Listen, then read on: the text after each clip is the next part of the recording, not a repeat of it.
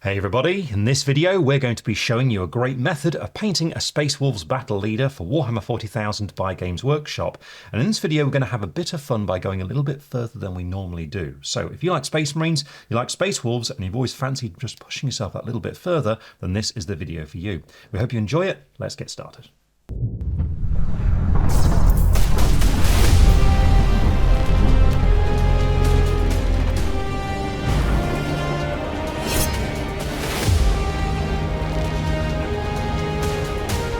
Before we start painting the battle leader, it's important that we take a look at the various sub-assemblies I built this miniature in, because these are important to allow easy access to all the various details, because as we're really going to be taking our time on these parts, we want to make sure that we don't get any details getting in the way. So you can see I've got 6 different assemblies here, and the main one and the biggest one is the body of the miniature. Now this one is unusual because I've mounted it onto some paper clips above the base, and this might seem really weird, but the reason is because there is a lot of armor and cloak underneath the miniature that is actually quite difficult to get to if you glue it directly to the base.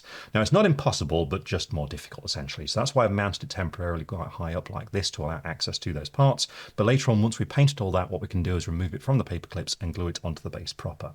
Now next up, we've got the backpack, which has been kept separate so that we can get to all the fur around the shoulders. The shield, of course, we kept separate as well to allow access to the arm and detail on the chest so it doesn't get in the way. And of course, his head is separate too, and that's because in this power armor, the collar is quite high. So again, it's quite tricky to paint the face if the head is glued in. Now there are 2 parts that I've not glued onto any paper clips or anything like that, and that is some little various fur little bits and pieces. Now the reason why I've not mounted these on paper clips is because they're really small and fiddly, and the plan is to glue them to the main assembly partway through painting the miniature, and we're not really going to do much on those up until that point, so it's not really necessary to have them mounted in any particular way. But as you see, as we paint the miniature, things will slowly come together as we go. So what we're going to do is start out by concentrating on the main part of the miniature, and so what we need to do is make sure that it's all undercoated with a great starting point for all these tones we're going to use. In this case, I've used standard grey from the Colour Forge, so grey is great for Space Wolves, really close to what we want to go for. But what you need to do is pick out the bluish grey of their armour first of all, so a colour kind of like this. The one I'm going to use is Wolf Grey, and to apply it what you need is just a rough base coating brush to get things going. I have a medium base coat brush here from Citadel, and with it we just need to thin the paint down with just that touch of water as usual to make sure that it's nice and smooth, just being careful not to overdo it with a brush like this. So we're looking for that sort of consistency just there. And with that prepared, it's then just a matter of blocking in all of the armour. So don't forget to do the backpack as well at this stage, but really you don't need to worry about any surrounding details. Just make sure you get all the armour with a colour like this.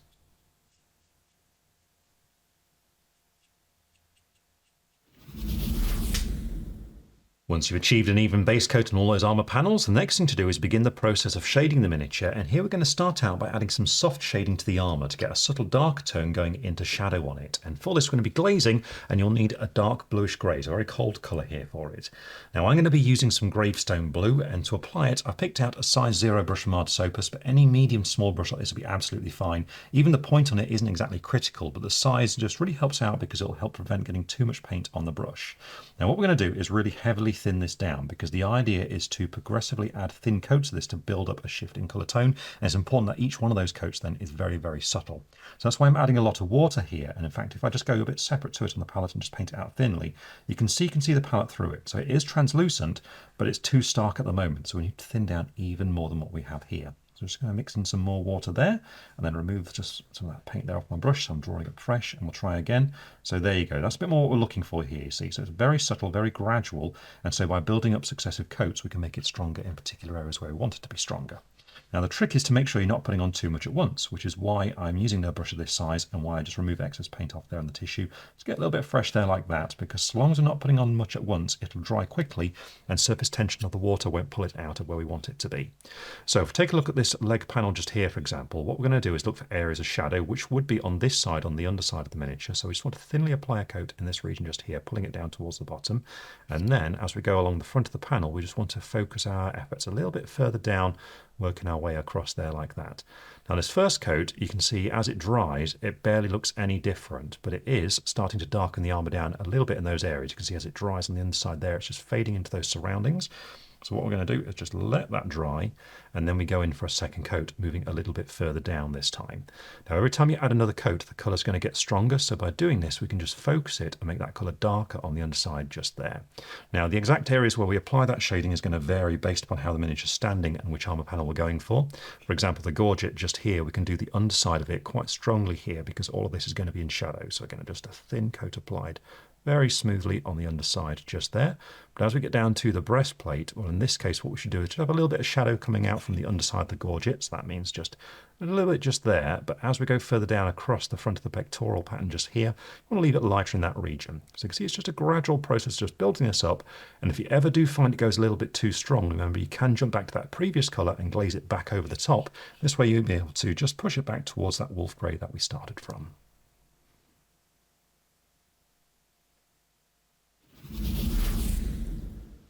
Once that's done, we've got the beginnings of the shading there on the miniature, and you may find as you go further and paint the miniature that you'll notice bits where you may have missed, or some cases where the gradient between the colours might be a little bit too much. But don't worry about that, because you can always adjust as you go along with a little bit more glazing with those previous two colours. I often find when doing this sort of painting, I do spot those things as I go along. So just keep an eye out for it as you go along, but it's nothing really to worry about. But what we should do now is introduce some really deep shading here. So what we want is a very dark bluish grey now.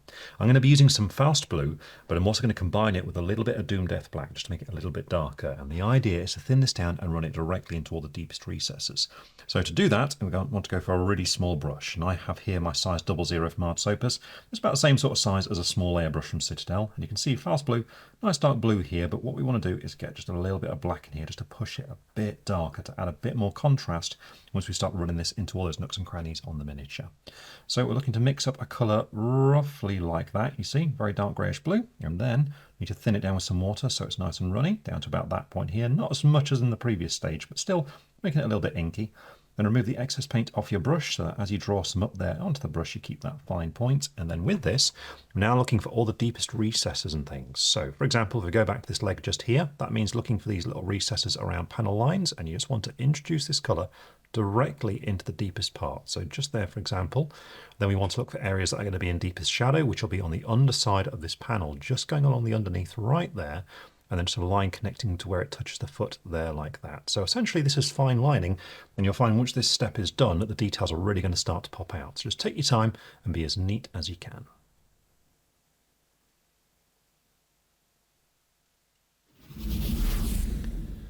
With that stage done, we've now got some really sharp definition happening on those recesses, so we can begin the process of highlighting the miniature. And for this, what we'll do is first of all return to that original bluish grey that we used, which in our case is going to be wolf grey. And what we're going to do is apply this as an edge highlight, but just around those parts where we've got the darker tones towards the bottom and the underneath of the miniature. So not very much really, but it's just a setup for the highlights that we're going to be adding after this one.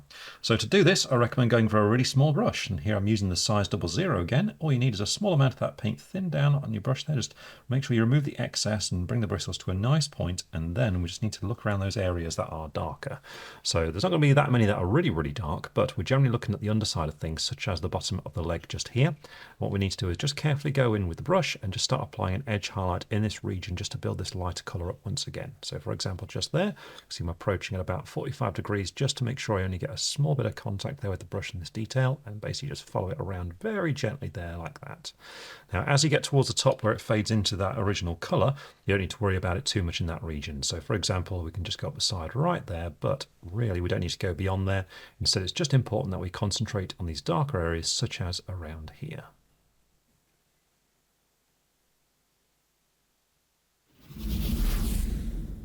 Now that's done, the process of highlighting has begun, so it's time to push it a little bit further with a lighter shade. And because we want to gradually get lighter here, what we're going to do first of all is a mix. So now we're going back to wolf grey, but what we need is a lighter bluish grey to mix it with. And here I'm going to use some Gravestone Blue. And what we're looking for is a roughly 50-50 mix.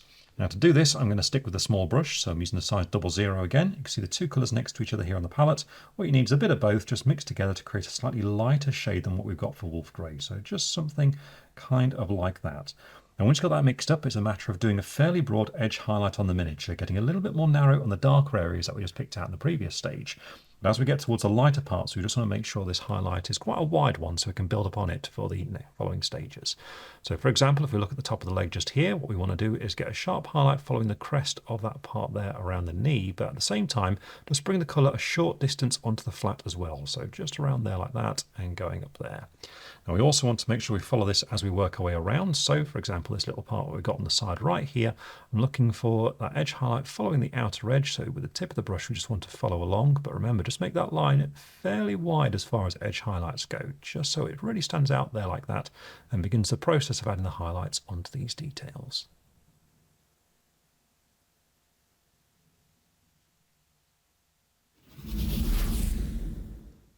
With that stage done, the model doesn't look a whole lot different, but it is an important stage because essentially what we're doing here is a foundation for all the highlights going forward. And so now what we need to do is go a little bit lighter. In this case, we can just use some Gravestone Blue on its own now, and it's going to be an edge highlight and quite a fine one around all the edges at this stage.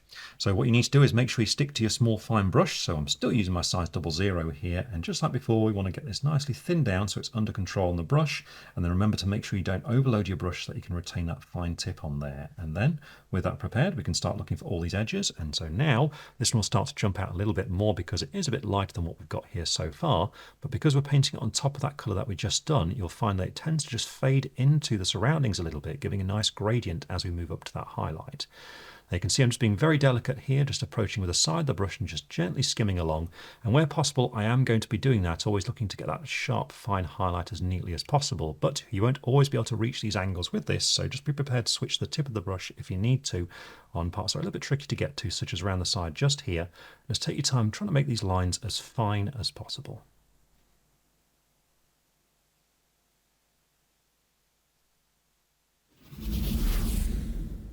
Once you're happy with that stage, it's then time to push it a little bit further with an even lighter tone. And so now we're going to go for another mix, starting to introduce an ivory into our bluish grey. So here I'm going to be using Gravestone Blue once again, but now mixing it with some Ivory Tusk. And again, I'm sticking to my small brush for applying this one. So it's back to that 00 once more.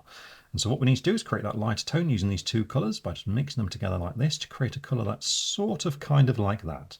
Now with that prepared, as usual, thin the paint down so it's under control on your brush, just making sure it's really smooth down to about that sort of point there. Just be careful not to overdo it because whilst we want some translucency there, we also don't want it to run out of control.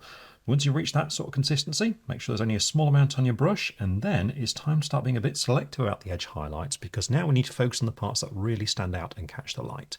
So for example, on the leg just here, that means just skimming this colour with the side of the brush towards the top of the knee just here. Just a very gentle, very fine line there like that, just to help that detail pop right there. As we go further down, the foot's going to be a next example of this, and here we want to get towards the end of the toes, so it's just going to be a fine line in this region just there like that. We can also add some little bits to these corners, these armour plates, just here where they stand out, so you can see it's always delicate amounts, just to help push these parts that have been lit up just a little bit further.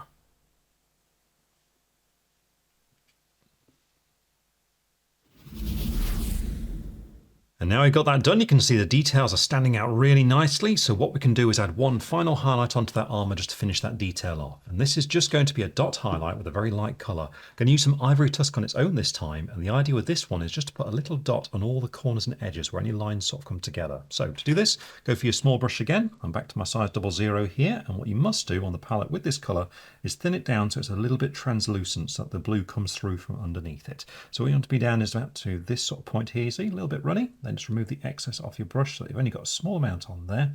And then it's time to start looking for those corners.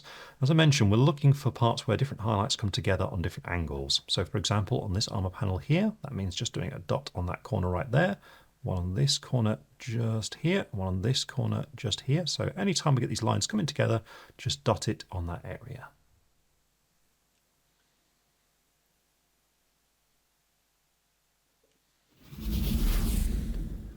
And with that, the bluish-grey armour is now fully highlighted, so it's time to move on to the next feature, which is going to be that red cloak, because I want to do that now whilst we can get underneath it to make sure we can neatly base coat all of it and then do our highlights and shadows on there. So for the base coat, what you need is a good strong medium red. So here I'm going to use some Sanguine Scarlet, and to apply it, I've jumped back to my medium base coat brush for the base coat application here, but it's a good idea to have a more medium-sized brush on hand whenever you're getting close to any of that blue armour, just for a bit more control. But for most of it, something like this is going to be absolutely fine. For this first step, all we need to do is base coat this detail. So once you've got the paint thinned and ready, it's just a matter of blocking it in. So we're looking at all the cloak just along here and the underside of it too. And you can see now why it's so useful having the miniature lifted from the base, because it allows much easier access for the detail underneath here.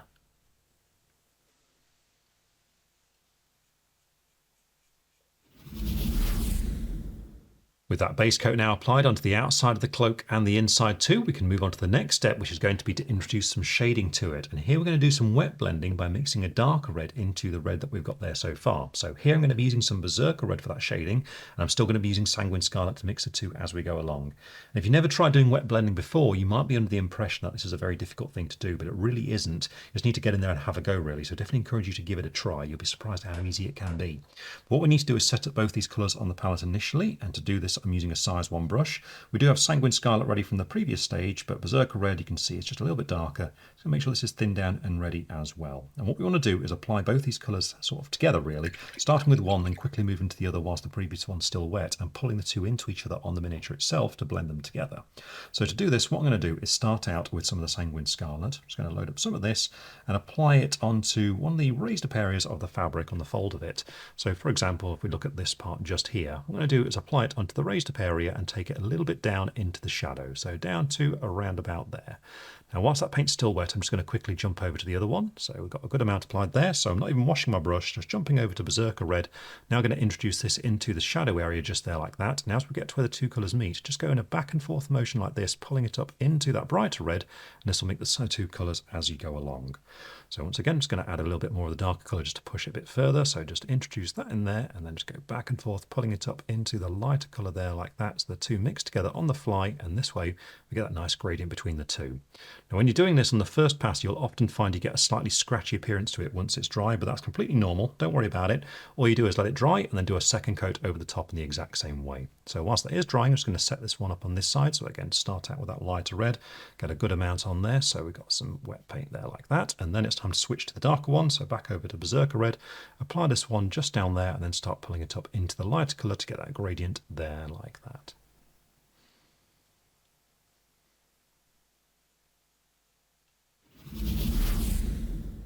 With that now done, you can see we've got those nice smooth gradients going into shadow. So the next stage is to do the same sort of thing, but this time going to some highlights. So here what we're going to go for is a bright red. I'm going to use some Demon Red here combined with Sanguine Scarlet with that wet blending technique once again. But this time it's going to be a little bit more precise with it. So I'm going for a slightly smaller brush down to my size 0 for this one. Now whilst by and large this is going to be the same sort of method, we just need to be careful to make sure that we don't take this new mix that we're going to be creating into the darker parts that we've done. So as I say, it's just a bit more precise essentially. But the first stage is to make sure you got the paints thinned down once again. So we've got Sanguine Scarlet ready from the previous stage, and now Demon Red's ready to go. So I'm going to start out with Sanguine Scarlet, and this time we're looking for the more raised up areas. So for example, if we look at this part of the cloak just here, you can see we've got this peak going along there. So what we're going to do is just apply this colour just along the side there like that, and then quickly whilst it's still wet, just going to grab some Demon Red and introduce this on the very top just there, and again do that back and forth motion just to mix those two colours together along there.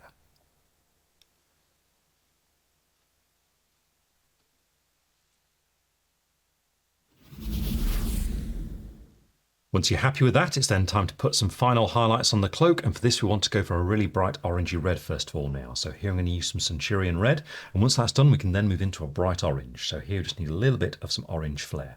But I'm going to start out with Centurion Red, so this is a really nice orangey red. You can see just here, and in fact when you put it next to reds it almost looks orange in itself. But for it what you need is a fine brush, so I'm using the size 00 here, and with this we just want to emphasize the parts that we were highlighting in the previous stage, so just push them a little bit further essentially. So that means when we're looking at the movement of the fabric here, where we get these peaks that really stand out, what we want to do is just introduce a little bit of this in the strongest point. So for example, just a small amount right there, and then a small amount right here. Now in addition, we should apply this highlighter around any rips and tears that we've got, such as around this one just here. And then finally be sure to go around the outside of the cloak as well, such as just along here, being careful not to dip into where it's in shadow. So for example, I'm not going to go into that part just there, but I will carry on as it gets a bit lighter just around here.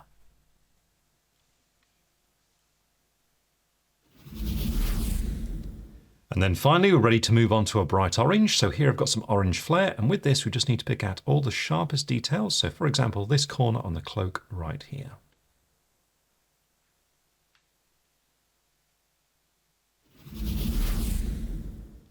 With that done, the cloak is fully highlighted, but there is just one more thing that we're going to do on the cloak before we move on. Now, once that stage is done, what I am going to do is glue on one of the smaller assemblies onto the main assembly, and that's because the next thing I'm going to work on are some black details, and some of that does appear on the belt. So I'll show you the piece I'm talking about here. It is this small part which actually fits onto the very front of the miniature. It goes on right there. So once this next stage is done, I'm just going to super glue that on there, and then we'll carry on. But this next stage I'm talking about is actually, again, to use a little bit of black, because the cloak just needs a very small amount of deep shading in some specific areas, so rips and tears and things like that. And to get a nice contrast, I'm going to go for a pitch black here. So I'm going to use a little bit of Doom Death black. Now to apply it, you definitely want to go for your smallest brush. So I'm using my size 00 again, and you don't need very much of this. And what you need to do is make sure you thin it down so it's nice and inky. So you see a little bit runny there like that. With that prepared, just make sure there's only a small amount on your brush, and then it's time to start looking for these rips and things and running this directly into them. So for example, you can see we've got these ones just along here. All we need to do is just introduce this colour right in there like that.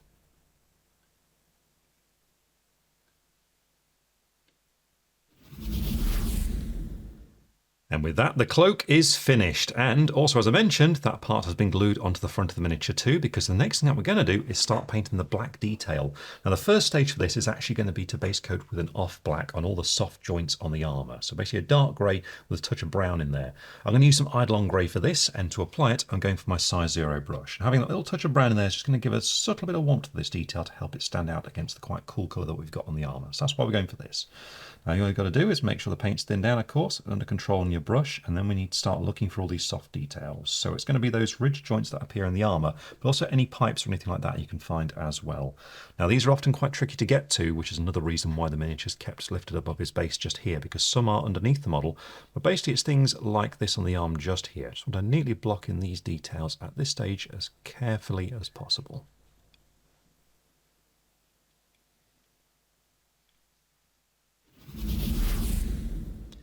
I've finished base coating all that joints, which does include the one that appears on the head just there around the neck too. So with that done, we can move on to the next step, which is now to introduce a pitch black here. So we're going to use some Doom Death Black, and this is going to be for two purposes. First of all, we can use it to do some shading on these joints that we've just done, but in addition, we can use it as the base coat on the bits that are going to be pitch black. Now, as I mentioned, I'm using Doom Death Black here, and I am going to start out with my small brush here, so the size 00, because I'm going to begin with the shading here. What we want to do is make sure we thin this down just like we did on that red cloak, and then we want to run this into the deepest recesses of these parts. So just make sure you don't have loads of paint on the brush so that it doesn't go out of control, and then we can start looking for them, such as the joint that we've got here on the arm, and what we're aiming for are those recessed areas. We want to run a thin line of this colour into those bits. So for example, just there, and then just there. In addition, we can start base coating the pitch black parts, and that's going to be things such as the belt that we got on the front just here. So I'm going to block this area in entirely, and also we can do this on the face of the shield as well.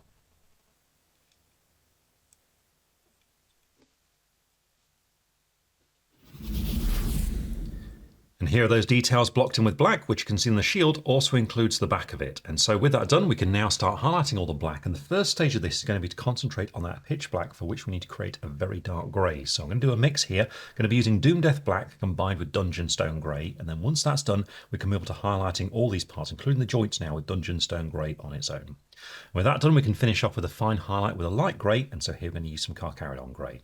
But to start out with, what we need to do is a mix of a really dark grey for those pitch black details. So as I mentioned, I'm using some Dungeon Stone Grey and Doom Death Black at the same time. Now to do this, I'm going to use my size 00 brush. You can see I've got them next to each other here on the palette. What I'm going to do is just get them mixed together to create that very, very dark grey. We're looking for a colour that's roundabouts like that. Now once you've got that mixed up, what we need to do is start looking for these pitch black parts. And it's easiest to illustrate this on the shield, but it's the same general process that's going to happen on the belt on the main assembly too. And we're looking for an edge highlight, but quite a broad one here. So actually quite a lot like the first highlights we were doing on the armour. Quite a thick edge highlight following the edge of these details and parts where the light would catch that we can use to build upon later on. Now once this stage is done, it's not really going to look much different, but like with the armour highlighting we were doing earlier, this is a really important foundation stone. So just be sure to follow around these edges like this as neatly as you can.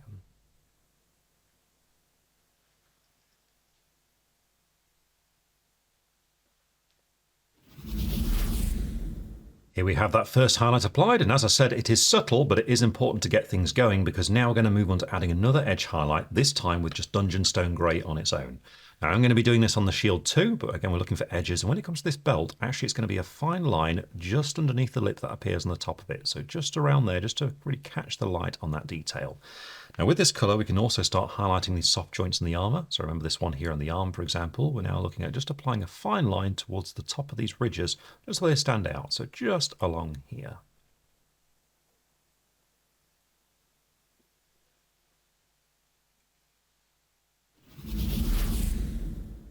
Then finally, to complete the black, we can move on to adding a fine highlight. So here I'm using some Carcharodon grey, so a nice light grey, still applied to the size 00 brush, and this is just going to be a very fine highlight, again like we did with that blue armour earlier on, where we're looking for the parts that really stand out. So for example, the joints of the armour, you can see I'm just adding a small bit of this colour, just that little crest right there where the light catches it.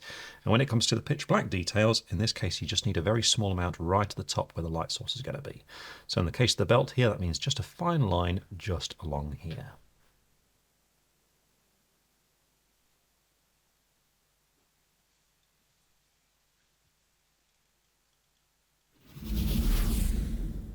And there we are, the black's finished, so it's time to move on to a big feature now because it's time to paint the fur that appears on those pelts. And when we're doing this, partway through the base coat, we also want to stick on that remaining small piece that's not been mounted on a paper clip, so just bear that in mind, but I'll point that out as we get to it. What we want to do is start out with a grey that's got a hint of brown in there. So I'm going to be using some rodent grey here for the base coat, and to apply it, I'm going for my size 0 brush for this one because some of these parts of fur can get quite intricate, so a brush of this sort of size is really great for that kind of thing. So as usual for a base coat, just make sure your paint's thinned down, and then it's time to start blocking this detail in. And we're looking for all the fur that appears on the miniature. So for example, the pelt that we got down here, just need to block this in entirely. Now, once you've finished base coating this one around here, including the bits of fur that appear just along the top of the belt there, it's then going to be time to glue on this piece, which actually fits over the shoulders just there. Once that's glued on, carry on base coating the fur on that and up and over the shoulders until you've got it neatly blocked in.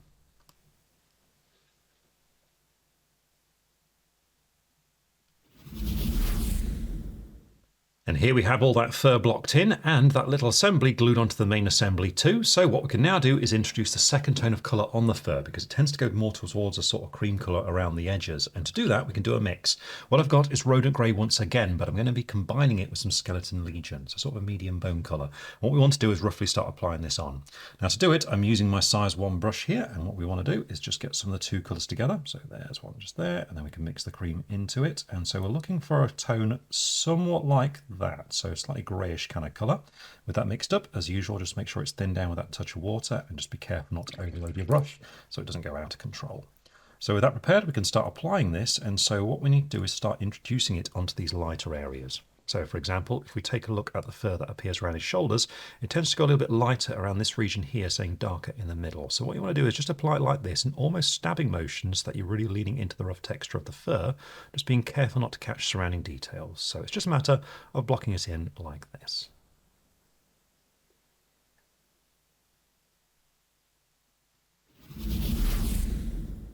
Now that's done, we can build upon the lighter colour by just moving into using just Skeleton Legion on its own now. And this time I am going to be sticking to a size 0 brush for it because we're looking for a slightly more controlled application with this one, where we don't want to be quite so heavy with it. Now again, we've got this colour ready on the palette. As usual, just make sure it's thinned down and under control on your brush. And then what we need to do is just use the tissue to remove quite a bit of the paint off there, just making sure to be quite flat with the brush so the bristles stay together. And then very lightly with the side of the brush, just start skimming along the lighter parts of the fur. So if we look at this part here, for example, we want to go downwards in the direction of the fur, just gently building it up like this so the colour starts catching the raised up texture of it. So just working our way down there like that. And then once you've gone down that side, we just want to really strengthen this colour along the outside edge. So just get a little bit more paint on your brush and just go in a little bit sharper at an angle there like that, and just really heavily apply that colour onto the outer edge of the fur.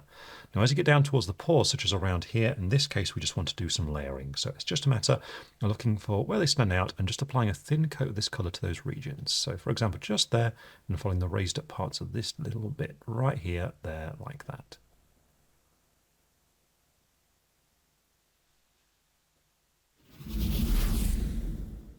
With that done, the texture of the fur standing out really nicely, so what we should do is push it in the same way with the darker area, and for this what we want is a medium grey. So here I'm going to be using some wizard grey, and then once that's done we can do a nice sort of final highlight on the details using a light bone. So here I'm going for Vampire Fang. But we'll start out with wizard grey, and the application here is going to be basically the same thing as what we've just done. So for that reason I'm going to be staying with the size 0 brush. All we need is a small amount of this paint, just prepared just like before, but remember to make sure you don't have loads on your brush there, because we just need to do that light application in that downward motion. But now we're concentrating on these darker parts in the middle. So for example, in this area just here, I'm going to start this downward brushing and just allow the colour just to spill out slightly onto the lighter colour on either side, just to help ease those two colours together.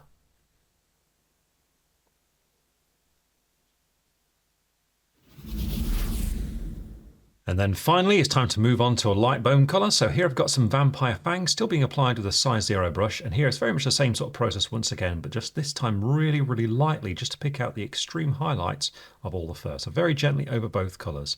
Now in addition, as you get down to areas such as these parts here on the paws, all we need to do is apply a fine highlight along the end of them. So you can see where that ridge is just there around the claws.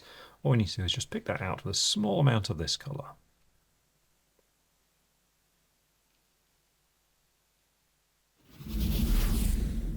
And now that's done and we've got all that texture standing out nicely on the fur. There's just one more thing that we need to do on it just to deepen the colour a little bit in the darker areas. And for this, I'm actually going to use a wash. I've got some Battle Mud wash, so a dark brown wash. And what we'll do is mix it with a medium just to ensure it retains the same properties, but just thins out the colour a little bit so it's not too overpowering. So here I'm going to be using some Lamium medium for it. Now what we need to do is set this up on the palette, and you can see I've already got a puddle there of Battle Mud wash, and I'm using my size 0 brush here just to really add some of that medium next to it. And we're looking for a roughly 50-50 ratio here, so I'm just going to build up a puddle of the medium next to it, just making sure we've got roughly the same there like that. Then we just need to mix them together to get that diluted version of the wash. And so the idea now is just to introduce this into the middle areas of the fur where we want the colour to be a little bit more dark, a little bit deeper essentially. So you don't need very much of it. What we want to do is look for areas such as down the middle of this arm that we've got just here, and it's a matter of just picking a smallish area such as the front here and just basically running it straight down the centre there like that. Now whilst it's still wet, what you should do is just wash your brush and make sure it's damp with just a little bit of water, and then just use it just to smudge that wash and pull it out into the surrounding fur so the colour fades out as this fur here just gets a little bit lighter along the edges.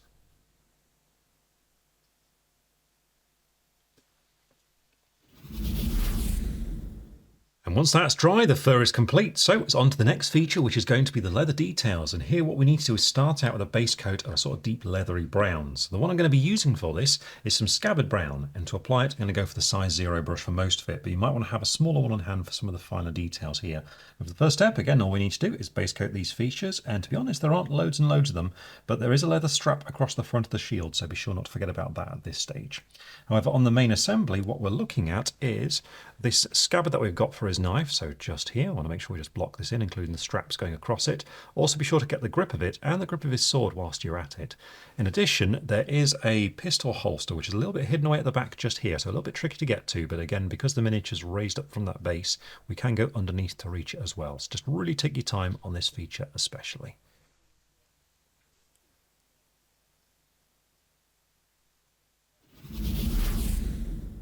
Once you've found all the leather, the next thing to do is add some shading, and for this we're just going to be using a black, and a pitch black is ideal for this for lots of contrast. I'm going to use some Doom Death black here, and to apply it I'm going right down to my small brush, so here's my size 00. Now what you need to do with this one is make sure the paint's thinned down so it's nice and inky on the palette, so adding a fair bit of water into it to get it right down to this sort of point here. And then with this what we need to do is start running it first of all into the deepest recesses.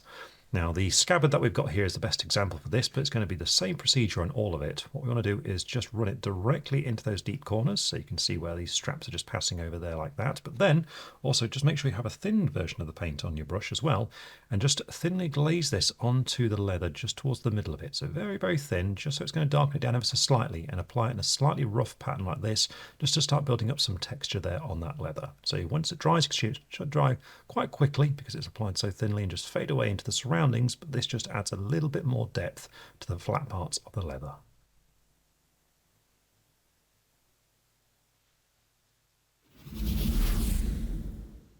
Now that we've got some depth in the leather, we can move on to highlighting it, and for this we're going to go for two colours, starting out with a lighter sort of leathery brown, and here I'm going for some bootstrap brown. Now once that's done, we want to go quite light with a pale khaki just to add some really fine highlights on there and bring out some of the texture, and for this I'm going to use some temple stone. But we'll start out with bootstrap brown, and to apply it I recommend staying with your small brush, so I'm still using my size 00 here, and whilst this is more or less going to be edge highlighting, we just want to do it in a slightly rough way to start to build up the feel of some texture on the leather, so making it feel a little bit old, a little bit cracked, that sort of thing. So once you've got the paint thinned and ready for that highlighting process, we can start applying it. And if we take a look at that scabbard once again, it's a matter of following that edge, but just allowing the brush just to dot it ever so slightly. So kind of just dotting our way along like this, we get a slightly uneven finish along that edge. Then every now and then, just bring a little line up onto the flat of it as well. It doesn't have to be loads and loads, but just adding little hints like this just gives the appearance of that cracked leather.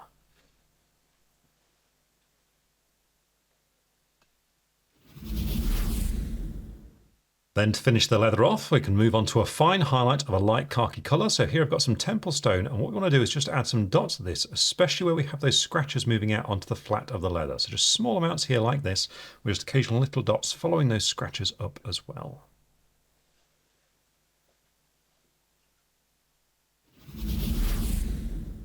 Once you've finished adding those little scratches into the leather, that feature is complete, and now it's time to move on to painting in the metallics. We'll start out with the gold here.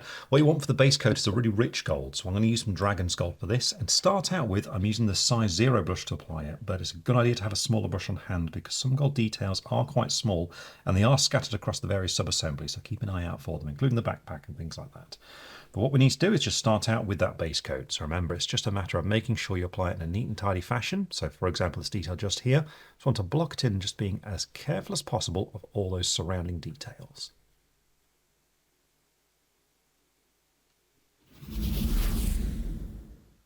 Once you finish the base coat, we can then start the process of shading the gold. And when it comes to the metallic like this, whilst we do want to darken things down, there's another dimension that we have to bear in mind here, because also what we're going to be doing is dulling the colour down as we start to darken it, as we mix in regular acrylic paints to it. So what we need to do is a kind of in-between stage before we go down to the real deep shading. So for this, we need that same gold again. We need some Dragon's Gold here, but now we should mix it with the colour we're going to be using for the shading, which needs to be a dark, warm brown. So here I'm going to use some cuirass leather.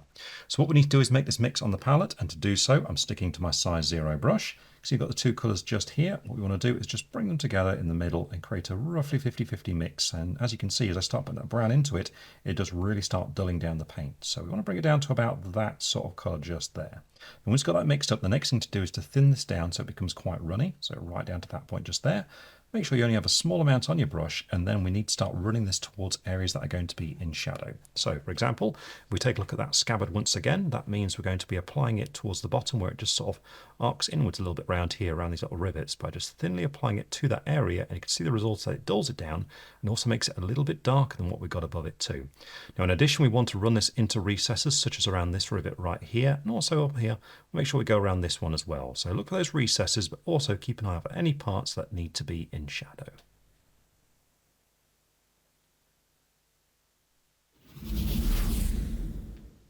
With that done, you can see now we're getting some depth in the gold, but we do need to push it further. So the next thing to do is some fine shading using that acrylic that we used earlier, so the dark brown one that we just mixed with the gold. In this case, that's going to be cuirass leather, so a dark warm brown. And to apply it, I'm going to stick with a small brush, so the size 00. And this time what we need to do is just thin it down so it's nice and runny, and then just start painting it directly into all the deepest corners on the golden detail that we can find. So with that prepared, we can start looking for these features, and it's going to be things such as, again, if we go back to the scabbard just here, it's going to be directly around the rivets now, so just very carefully applied into those recesses around them there like that. But also, we want to look for lines that we can run this into as well, such as where we got the hilt of the knife just here, just run it into that corner down there like that.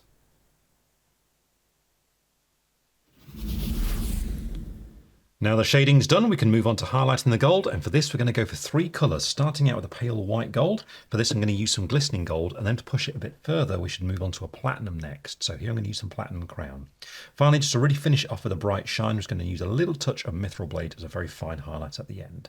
But first of all, what we need is some glistening gold, and to apply it I'm going for the 00 brush again, because here what we're doing is just some edge highlighting on all these golden details. So all the edges and corners, everything like that, we just need to pick out neatly with this colour. So remember to make sure your paint's thinned down correctly so it's flowing easily from your brush. Just make sure you've got the right amount on there so it's not overloaded. And then we can start looking for all those edges and angles. And what you need to do is just brace your hands to be as steady as possible and just take your time following the outer edge of all these gold features.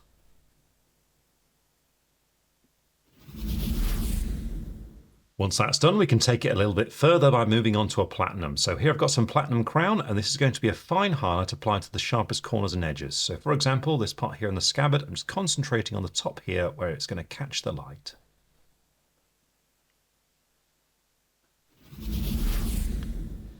And finally, it's time to move on to a bright silver. So here I've got some mithril blade, and with this we just want to pick out the golden rivets and also just do a little spot highlight on all the sharp corners and edges where other highlights come together. So for example, this corner right here, this one just here, and then this one down here.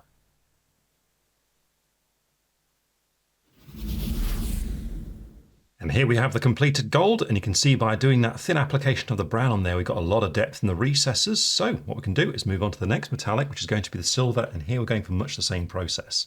So the first thing to do is to base coat it with a good strong silver, and here I'm going to go for some Surcoat silver. And to apply it, I'm using the size 0 brush, and for the first step, we just need to block all these details in. And these tend to be quite small details, scattered across all the various assemblies, so keep an eye out for them. But for all of them, the process is the same, where you just need to get your paint thinned and under control, and then it's time to start blocking them in. So for example, on the backpack just here, we're looking at these vents, and we just want to base coat them as neatly as possible.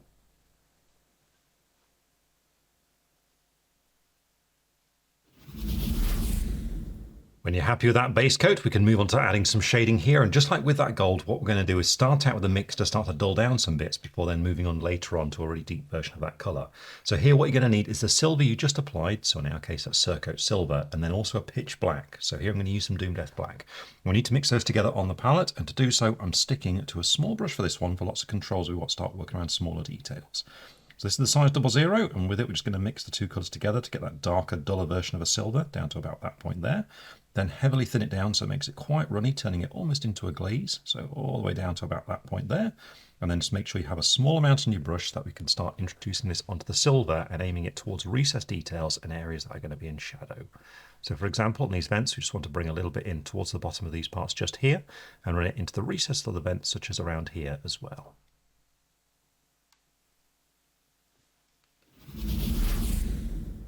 Now we've got that shading started, we can add in the deeper shading, and for this we just need to go to that pitch black on its own. So here it's going to be some Doom Death black, and then once that's done we can highlight all the silver with a really bright silver. In this case I'm going to go for some Mithril Blade.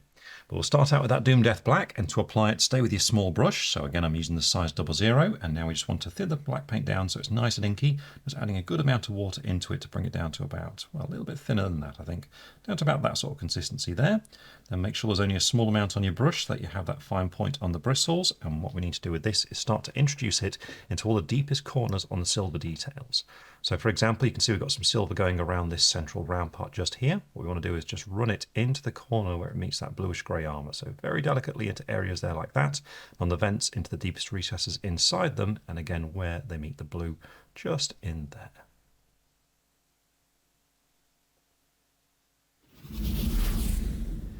And then finally, to complete the silver, we just need to apply an edge highlight with a bright silver. So here I'm using some Mithril Blade applied with the size 00 brush once more.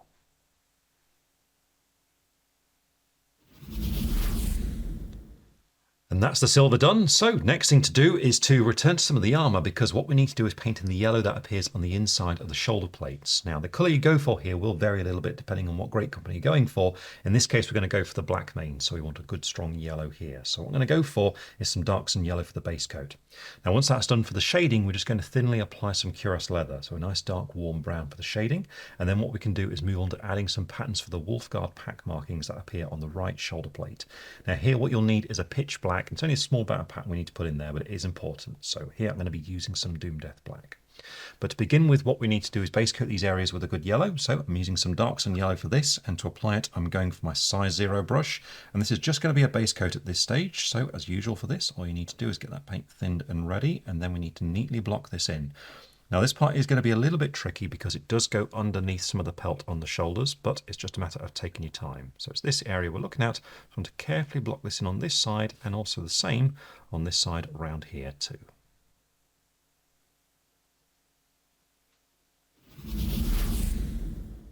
Once you've finished base coating both those shoulder plates and got an even yellow on them, we're then ready to do some shading, and here I'm going for some cuirass leather, which I've thinned down with quite a bit of water to make it nice and inky, and with the size 00 brush it's a matter of just carefully running it into the recesses. So for example just here where the yellow meets the gold, but also we want to run it underneath the fur just around here too, to get a bit of contrast between these two details.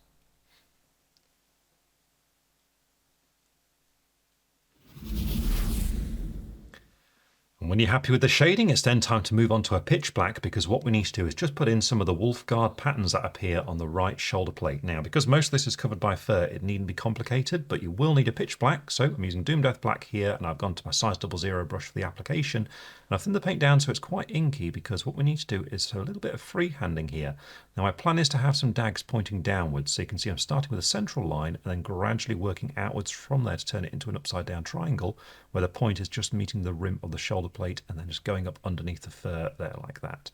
Then what we need to do is just skip a distance and repeat this process a little bit further along. So we get the impression of these downward arrows working their way across the shoulder plate.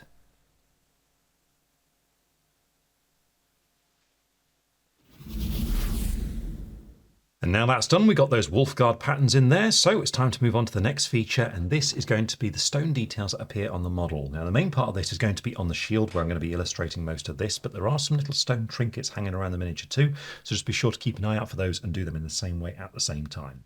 The first thing to do is to paint them with a grey, and here I'm going to go for some wizard grey. And to apply it, what I'm going to use here is the size 0 brush, so a nice sort of medium-sized brush, good for the various details we're doing. And all we need to do is get the paint thinned and ready, and then it's just a matter of blocking in these features. So you can see on the shield we do have this symbol right in the centre, so we just want to neatly base coat this in, just being really careful of all the surrounding details. But also, as I mentioned, there are little trinkets and totems to get to, such as this one that's just down here.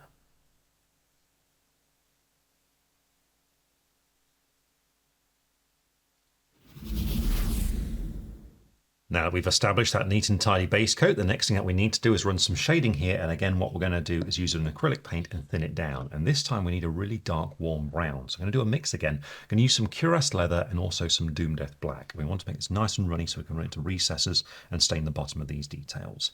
So to do this, I've gone back to my size 00 brush. You can see you've got the two colours next to each other here on the palette. What we're going to do is just bring them together to create that very, very dark brown. So something there like that.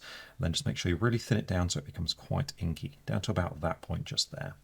Now with that prepared, we can start running that into these recesses. So if we take a look at the design on the shield, first of all, we've got these quite sharp recessed areas, and with the tip of the brush, you just need to run this directly into them to get that definition in those details. So just running it in there like that. Now in addition, what you can do is just make sure you only have a small amount on your brush and just start glazing this towards the bottom of some of these flatter regions. For example, these little bands we've got on the side, just thinly apply it towards the bottom to get some shading on those as well.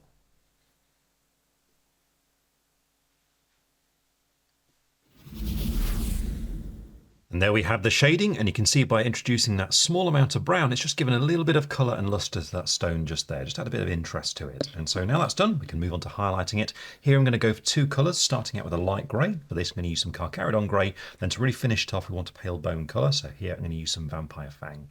But we'll start out with Carcharodon grey, and to apply it I'm going for the size 00 brush again, and here it's just going to be some edge highlighting on the stone details. So we're looking for all those sharp edges and corners.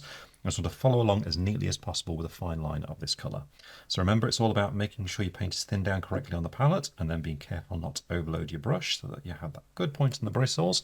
And then it's time to start looking for all the edges on these features. So for example, around the side just here, we can actually skim very gently using the side of the brush, just gently skim along there to get that sharp highlight. And when you're doing this sort of thing, always remember, just angle the miniature so that you're nice and comfortable so you can follow that line all the way around.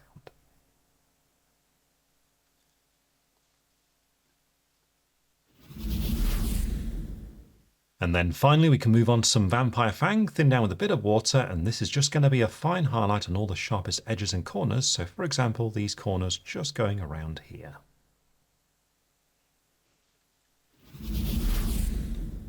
And with that done, the stone is now complete, and so it's now time to focus on quite a small detail, of which there are actually quite a few scattered around the miniature, and that is the red gems. And these have a triangular pattern to them, and to paint them what we should do is start out with a dark red. So Berserker Red's going to be ideal here, and because these tend to be quite small, I'm going for the size 00 brush straight away this time. So you just need to get that paint thinned and ready, and then it's a matter of looking for these details and blocking them in. And so the great example here is the one that's on the forehead of this skull design we have in the shield. All you need to do at the moment is just neatly base coat this detail just around here. Here we have that base coat done, so now what we should do is get a bit more definition in there by doing some shading with a pitch black. So for this I'm going to use some Doom Death black, and then for the highlighting we should jump up to a bright red. Here I'm going to be using Demon Red, followed by a bright orange with some orange flare, and then finally a pale yellow to finish it off. So here I'm going to use a dot of Craven Yellow. But we'll start out with Doom Death black, and to apply it go for your small brush again, so I'm once more using my size 00 brush, and with this we just need to introduce a line separating the red from the gold surroundings that we have on these gems. So you don't need very much. Just want to thin it down so it's nice and inky, and remember to make sure you don't have tons on your brush so it doesn't go out of control. And then when you're ready, it's just a matter of introducing this directly between these two colours. So for example, in this recess just here. Next we need to move on to a bright red, so here I've got some demon red, and the idea is to pick out the central cross ridge that goes across the middle of these gems. So I'm just using the side of the brush, very gently skimming along like that, just to pick it up on that side, and then changing the angle and doing the same thing on this line here as well.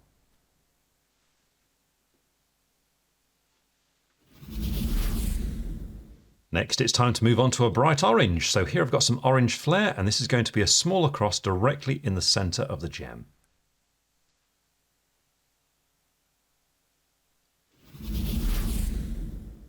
And then to complete these gems, all we need to do is add a little dot of craven yellow in the very centre.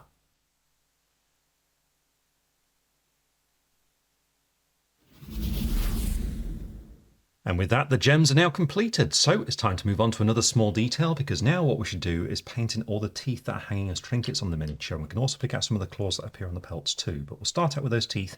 Here for the base coat, you want a darker bone colour. So I'm going to be using some dragon fang for this one. And again, I'm sticking to my small brush because these details are all pretty small. So you'll need that accuracy with a brush like this. So it's just a matter of getting the paint ready and then looking for these features and blocking them in. And they are scattered around the various assemblies, so keep an eye out for them. But they're all going to be things such as these little teeth we've got hanging around the neck just up here.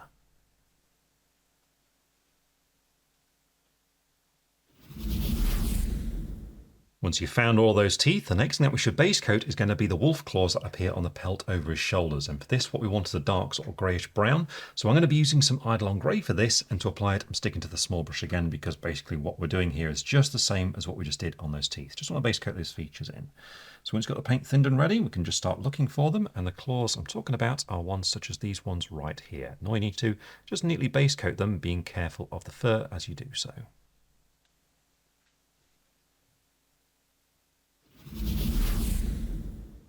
Now we've got those claws base coated on the front of the model and on the back too. We can move on to the next step, which is going to be to do some shading on these features, and we'll start out with those teeth. Here we're going to mix up a darker bone colour. So I'm going to use Dragon Fang here, but I'm going to combine it with some Scorched Earth, so a dark cold brown there. And once that's done, we can then do the shading on the claws, and here we want a pitch black, so in this case I'm using Doom Death Black once more. But first of all, we need to do that mix, so it's going to be some Dragon Fang combined with Scorched Earth, and to do it I'm using my small brush again, so it's the size 00. What we want to do is just bring the two colours together. So we've got some of that Scorched Earth just there, so I'm going to grab some of the Dragon Fang and mix them to create a dark sort of greyish brownish kind of colour, so something kind of like that is what we're aiming for. And once you've got that mixed up, just thin it right down on your palette so it's nice and inky, so just adding water down to about that point there.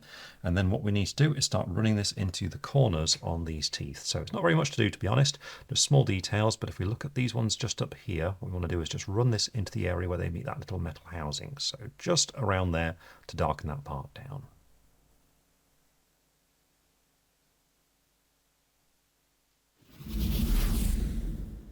And once that's done, we can then move on to Doom Death Black, and this is going to be for the wolf claws and the pelts, and it's the exact same technique, where we're just looking to run this into the recesses and just bring it up a short distance from the base of the claws.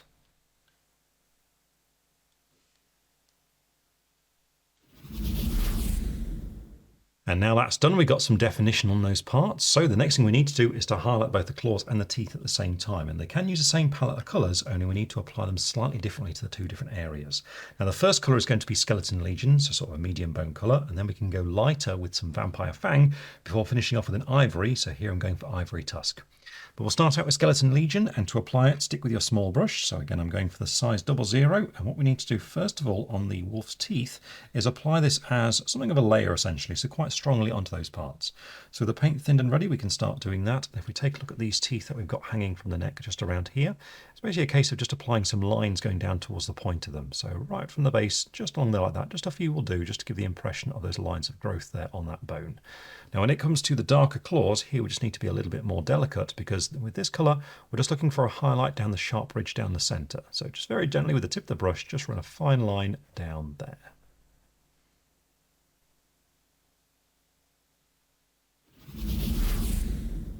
When you're happy with that, it's time to get lighter. So here I'm moving on to some Vampire Fang. And when it comes to the teeth, it's the same process, but just focused a little bit more towards the tip of each one. So just gentle lines going down there like that, so they get lighter towards the tip.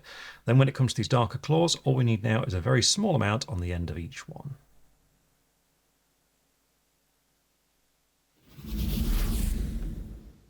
And then finally, we can complete these details with a touch of Ivory Tusk. And with this, we just need to put a little dot on the tip of each tooth and claw.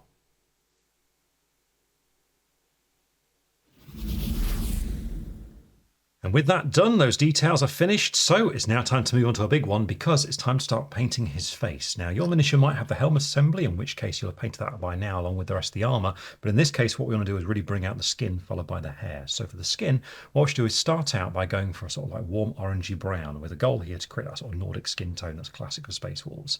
So to do this, I'm going to be using some dry rust brown, and to apply it, I've got my size 0 brush here, and for this first step, we just need to base coat the flesh. Now in the process, it is likely that you'll catch some of the surrounding hair, including his beard, but don't worry about that. Just concentrate on the skin for the time being. So once your paint's thinned down, we can start looking for that, and you can see it's just around here. It's a matter of just base coating all of the flesh at this stage.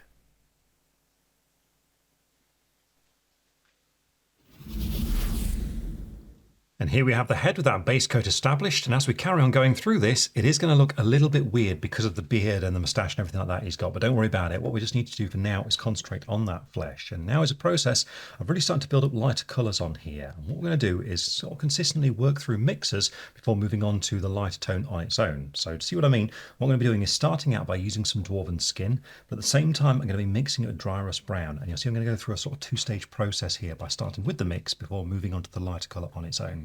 So what we need to do is prepare this on the palette, and to do so I'm using my size 0 brush again. You see I've got the two colours next to each other. What I'm going to do is just get some of the dwarven skin, put it in the middle and start mixing it with some dry rust brown to create a darker version of it. A bit more of a sort of, kind of like a tan skin sort of colour is what we're looking for just there. So you see we've got a variety of tones working up there like that.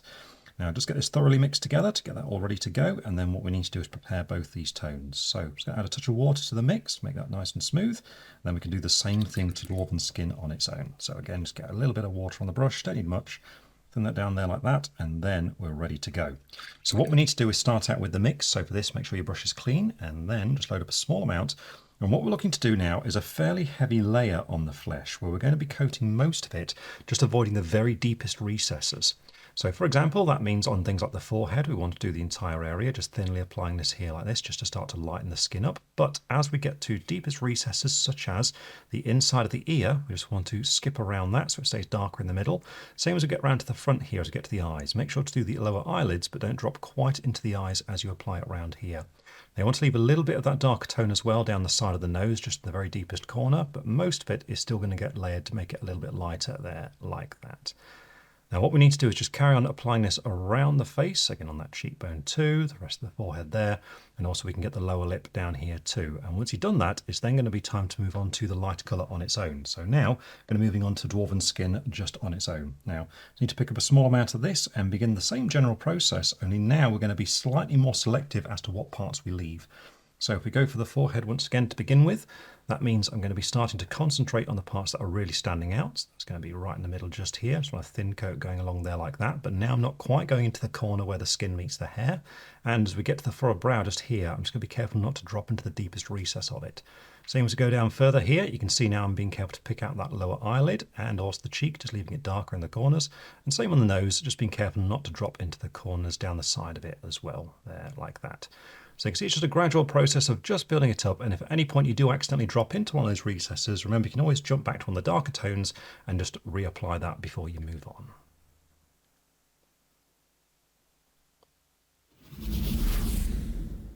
Once that's done, the expression is really starting to stand out. So what we can now do is push it even further. So again, what we'll do is that mix followed by just using one colour on its own. This time I'm going to be using dwarven skin, but combining it with elven skin. So as I say, first stage is going to be half and half of those two, but then we'll just use elven skin on its own. And this time for the application, I'm going down to the size 00 brush just for a bit more accuracy, because we need to carry on that trend of just getting more and more selective as to what parts exactly we pick out as we do this. But again, the first thing to do is to make sure you get that mix, the two colours, roughly half and half of them. So a little bit more elven skin in there, I think. So there we go. And then get them both ready to be applied. So a touch of water in there. And then we can do the exact same thing with the elven skin on its own. So again, just a small touch of water, thin that down, and then that's prepared. So what we're going to do is start out with that mix, and now we just want to start being, as I say, more selective about picking out the parts that really stand out, essentially. So once you've got a small amount of this on your brush and ready, we can start looking for those parts. And we start in the center of the face with the nose. That means this time we're just really painting a bit of a line down the center and then just going outwards for the nostrils there at the bottom like that. Now with the forehead, it's just going to be a thin application across the middle now, being careful not to go quite down into the brow just there, because we've got those bushy eyebrows we want to keep separate. Then there's going to be things such as the cheekbones, where we just want to pick out these going around here. And this time I'm just going to be very delicately just picking out a little touch just there on that lower eyelid. So just a very small amount to help it pop there like that. Now we've got a bit of a taut expression going off down the side of the mouth just there, so it sort of disappears underneath the moustache, but we do have a line there to pick out. Same is true on this side where we've got this line coming down here, so we just want to get that and then follow it up on that side of the cheekbone. And just like before, just a little touch on that lower eyelid will do right there.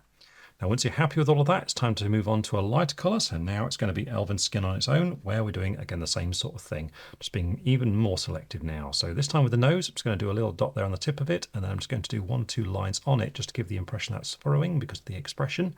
On the forehead now, we're just going to do a few lines to give the impression of some creases just there, so just 1 or 2 will do. And then when it comes to the cheekbones, now we're just going to be picking out the area where the light's going to catch. So that means just across the top right here, and the same on the other side too.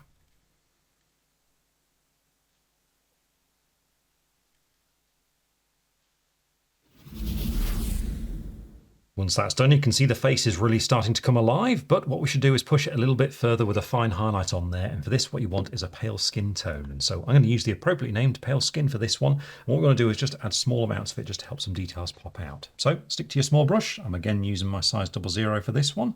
What we need to do is just get some of this thinned and ready, and then start looking for the extreme parts that really stand out. So that's going to be things such as the tip of the nose, where we just want to carefully go in and just add a little bit of this colour just onto the very end, just there like that. And we can also just pick out 1 or 2 of the wrinkles that appear going up the nose too, with just a tiny little touch of this colour, just very gently there like that. When we get a little bit further up towards the forehead, we can just do 1 or 2 lines to help just bring out those wrinkles that we've got. So just very carefully skimmed across there like that. And then finally, we just want to add a little bit of this onto the top of the cheekbones. So just carefully in here.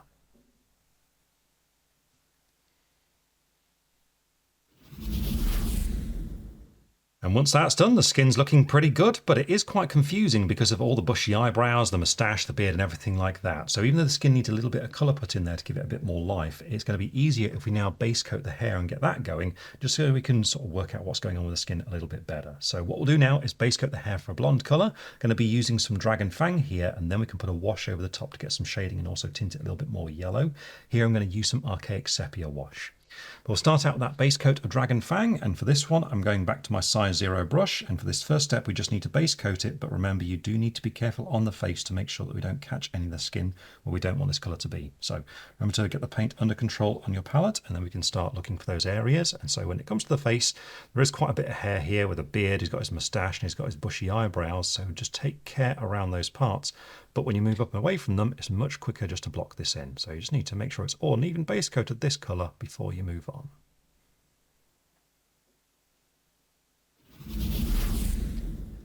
And now that's done, we can move on to applying a sepia wash over the hair. So here I'm using some Archaic Sepia wash, applied again using the size 0 brush, and really take your time here, especially when you're doing the facial hair. Just make sure you don't have loads of wash on your brush and just very carefully start working your way around these features.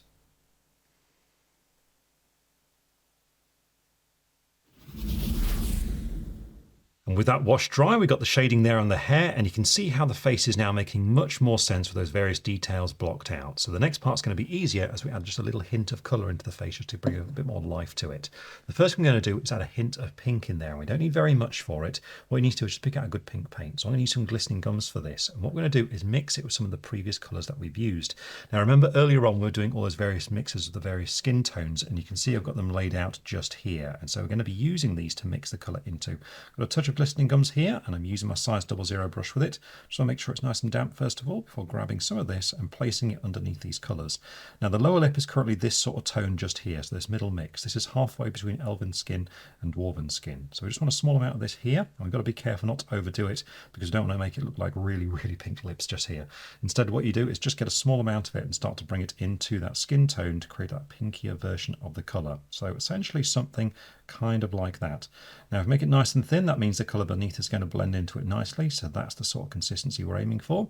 Just load up a small amount on your brush and start to introduce this onto the lower lip. So just down here, just want to very carefully just add a bit of this colour into this region just here.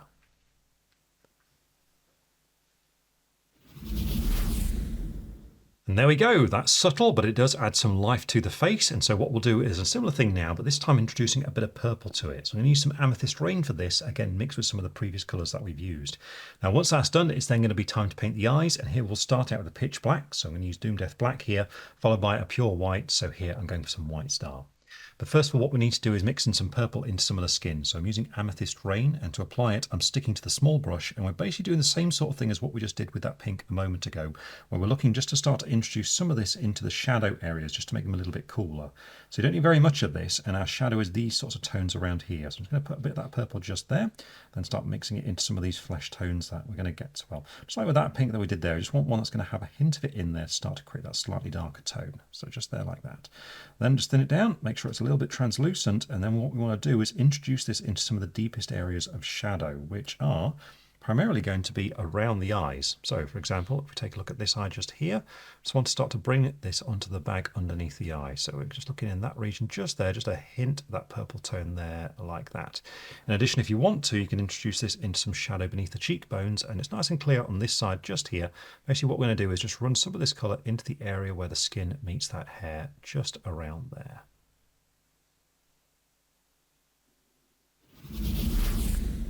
Once you're happy with that colour, it's then time to paint in the eyes, and here we're going to be starting out with a pitch black. So here I've got some Doom Death Black being applied with the size 00 brush again, and you just need to very carefully move in and paint the deepest area of the eyes just to get the eyeballs themselves. So very carefully in there, and the same on the other side, very carefully in here.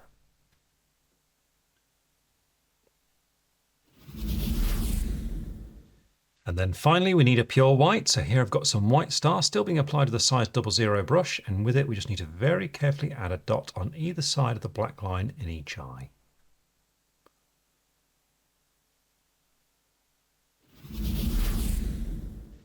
And now we've got the eyes painted in, there's one more thing that we need to do on the headpiece, which is to paint in the hair, and then the final highlight here we can also pick out his teeth too. So what we should do is move on to a medium bone colour now. I'm going back to some Skeleton Legion, then finally we want a lighter tone to finish it off, so here I'm going to use some Vampire Fang. But we'll start out with Skeleton Legion, and to apply it I'm going to begin with the size 00 brush, but when it comes to the main body of the hair you might want to switch to a larger one. The choice is yours, but this size is great for doing the actual hair that appears around the face. Now as usual, get that paint thinned down and under control on your brush, and then with it we can start to pick out the texture of the hair, and I'm going to start by concentrating on the facial hair. Here what we want to do is just look for the direction of the strands and just start dotting the brush along just to pick out that texture. So for example on the moustache you can see I'm just dotting the paint on like this just to bring out those strands along there.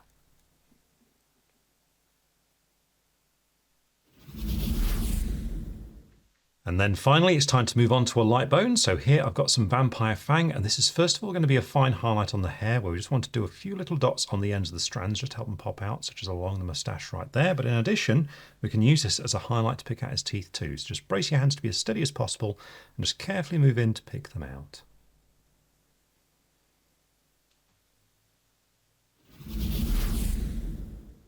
And with that done, his head is now complete. As you can see, just adding those little hints of colour in there really brought a lot of life to this detail. So with that completed, we can now move on to the final part of painting the miniature, which is going to be to paint the power sword blade. And here we thought it'd be fun to do a cool sort of energy effect. And being Space Wolves, we thought sort of a blue colour here would work really nicely. So what we're going to do is start out with a base coat of a dark blue. And for this, I'm going to be using some Abyss Blue.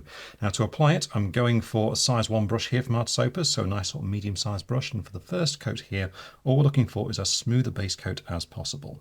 So what you need to do is make sure the paint's thinned and ready on your palette as usual, just adding that water in to make sure it's nice and smooth, down at about this sort of consistency, and then it's just a matter of base coating the blade. So here we go, here's our sword blade. All we want to do is block it in, just being careful of the golden detail that appears around the crossguard.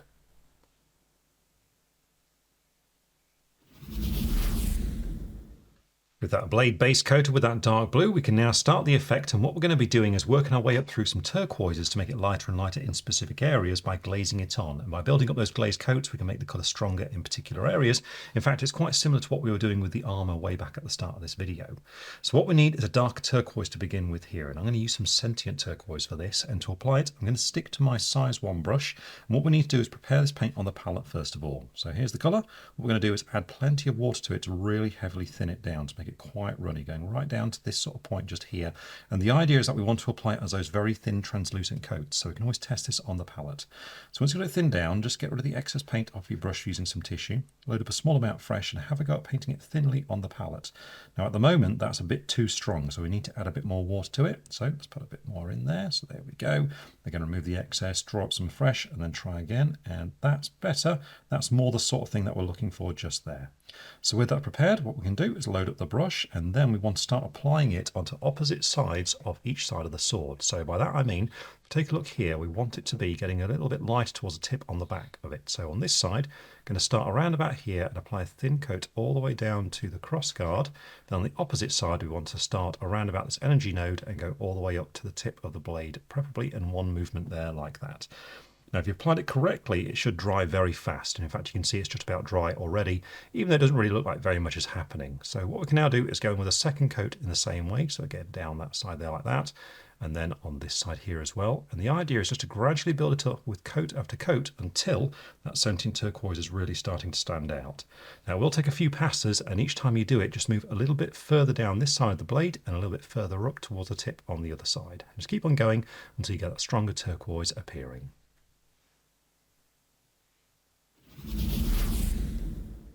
I've finished building up that initial blue there, and you can see the gradient that we've now achieved. It really comes into play around about there is when you can really notice it. And so around about 2/3 of the blade are solid sentient turquoise. Now what we want to do is take that a little bit further now with a lighter blue. So again, I'm going to use a turquoise here with some cursed blue. And once that's done, we'll add a small amount of ray gun glow at the end. Not very much, but just enough to make it just pop at the very tip of the blade and at the very base on the opposite side. But first of all, we need to do this glazing using some cursed blue. And to apply it, I'm going to stick to the size 1 brush here. And this is going to be the same process of what we just done, only it's just a bit more selective now about how far down the blade on either side we actually go. But still, what we need to do is start out by thinning that paint right down the palette and just testing to make sure it's nice and translucent. So with it thinned down, just load up a small amount and have a go on the palette, and that's the sort of thing that we're looking for. So with that prepared, let's load up and then start applying it onto the blade. And remember, we want to go on this side of it down towards the bottom, this time starting from around about this point just here, and we just want to bring it all the way down to the base. On the reverse side, we just want to start around about here now and bring it all the way up to the tip.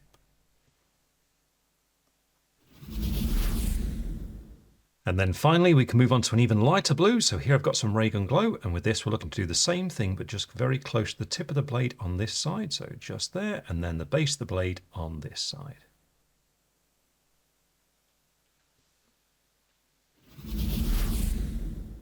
And here we have the gradient there on the blade. Now remember, as you're doing this, you can always go back to previous colours if you find any of those transitions are a little bit too stark, but I have repeated it on the underside just there.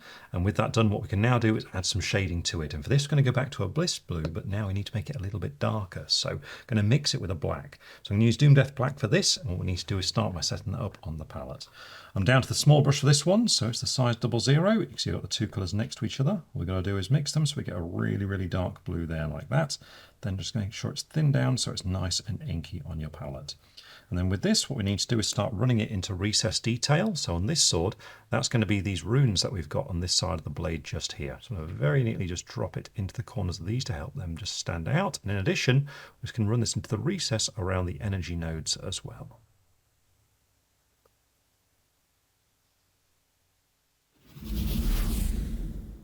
And when you're happy with that shading, the last thing to do on the blade is apply some edge highlights to it. And here we're going to go for two colours, starting out with the same bright blue that we used for the glazing earlier on. So in our case, that's going to be Ray Gun Glow. And then once that's done, to really finish it off, you'll need a pure white. So here I'm going for White Star. But we'll start out with Ray Gun Glow, and to apply it, go for your finest brush because we're doing really fine edge highlighting here. So I'm down to the size 00. And what you need is some of this thin down on your brush, as usual with this sort of technique, making sure it's not overloaded. And then when you're ready, it's time to start looking for the sharpest corners. Now we do have the outside cutting edge, of course, and when doing this, just angle your brush here, skimming along with the side of it, and just very gently work your way down, just building up this colour on the sharp edge of the blade there like that, just to build up as neat a highlight as you can.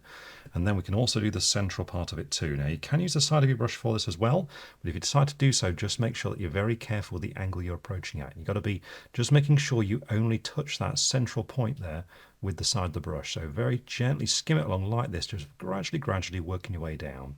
Now, in addition, we do need to pick out the energy nodes with this colour. So you can see we've got one towards the base of the blade here on the right. Be sure to do just a little bit along that too, and also pick out the cable going down to the crossguard just here as well.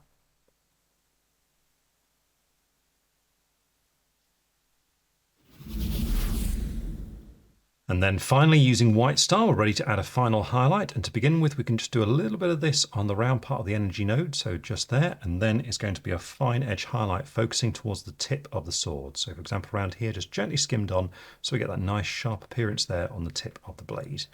Now with this done, it's then time to put together all the various sub-assemblies, and remember to definitely make sure you use super glue here and not plastic glue, because plastic glue can melt the miniature and really ruin all the painting you've been doing. So definitely go for small amounts of super glue, and then it's time to base your miniature. As ever, it's entirely up to you what scheme you go for, but in this case, I'm going to go for a snowy base.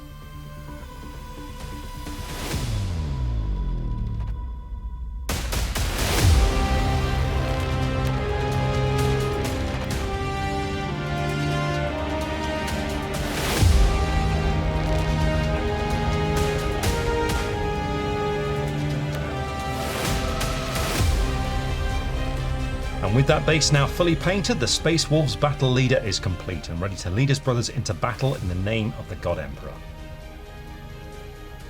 So when it comes to painting miniatures like this, especially Space Marine miniatures where you start to do some glazing on the armour, remember it's really important to make sure you start by focusing on that armour and just really take your time, because it's such a major part of the miniature. And once that's done, it's really a matter of painting in smaller details. But reaching those smaller details is quite tricky on a model like this, especially a Space Wolf where you've got lots of layers on things. So those sub-assemblies are really important, as is raising the miniature up off that base initially. So remember that main assembly is on those two little bits of paper clips to raise it up. If you do this, you'll find painting the inside of the cloak and the joints in the armor becomes much easier. So I definitely recommend you do that. Aside from that, glazing is the real thing that we use a lot of in this video. When it comes to glazing, it's all about making sure you really thin that paint down so it's translucent, but then it's really important to make sure you don't have too much on your brush at once, because if you do, surface tension of the water will pull the paint out of where you're placing it. So just bear that in mind. It's surprising how little you should put on with each pass.